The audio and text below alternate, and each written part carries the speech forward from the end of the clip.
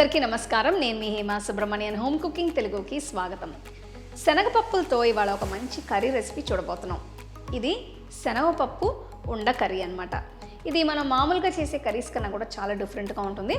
శనగపప్పులతో ఉండలు చేసి దాంతో మనం ఒక కర్రీ చేయబోతున్నాం. సో రండి ఈ రెసిపీ ఎలా చేయాలో చూద్దాం. పప్పు ఉండలు చేయడానికి ముందుగా నేను ఒక బౌల్లో 1 కప్ పచ్చి శనగపప్పుని తీసుకుంటున్నాను. ఇందులో 4 ఎండుమిరపకాయలు, 1/2 టీ స్పూన్ జీలకర్ర, 1/2 టీ స్పూన్ సోంపు గింజలు కూడా వేయాలి. ఇందులో సరిపడా నీళ్లు పోసి కనీసం 2 గంటల పాటు నానబెట్టాలి. శనగపప్పు బాగా నాని ఇలా చక్కగా కనిపిస్తుంది. బౌల్లో ఉన్న నీళ్లు వెంపేసి వీటిని ఒక మిక్సీలో వేసి రుచి కోసం కొద్దిగా ఉప్పు వేస్తున్నాను.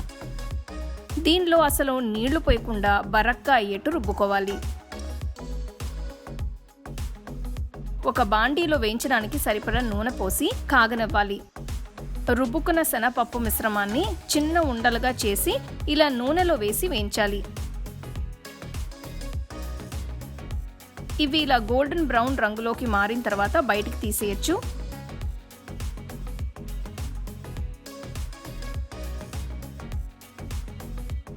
ఒక కడాయిలో 1 టేబుల్ స్పూన్ నువ్వుల నూనె వేస్తున్నాను.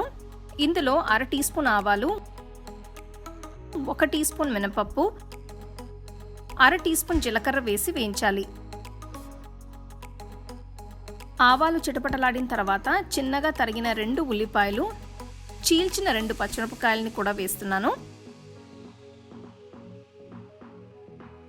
ఇందులో కొన్ని కరివేపాకుల్ని వేసి వేయించాలి.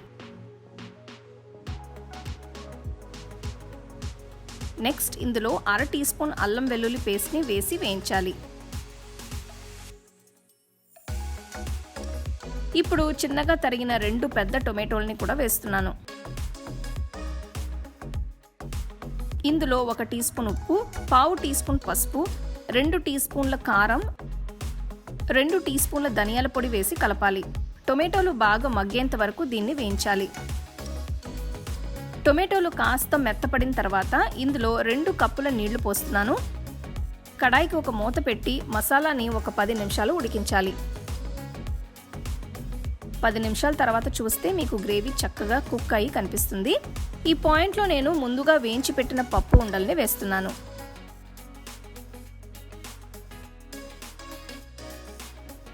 కడాయికి మూత పెట్టి ఇంకొక 10 నిమిషాల కూరని ఉడికించాలి.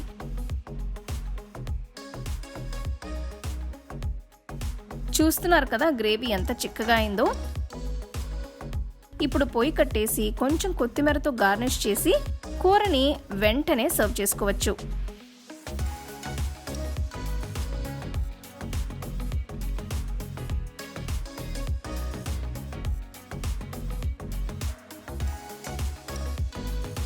చాలా టేస్టీగా డిఫరెంట్గా ఒక శనగపప్పులు ఉండల కూర ఎలా చేయాలో చూసారు కదా. సో ఇది మీరు అన్నంలోకి సర్వ్ చేయొచ్చు, లేదంటే ఈవినింగ్ టిఫిన్స్లో దోశకంతా కూడా సర్వ్ చేసుకోవచ్చు. చాలా టేస్టీగా ఉంటుంది. సో తప్పకుండా రెసిపీని మీరు ట్రై చేసి ఎలా ఉందో నాకు చెప్పండి.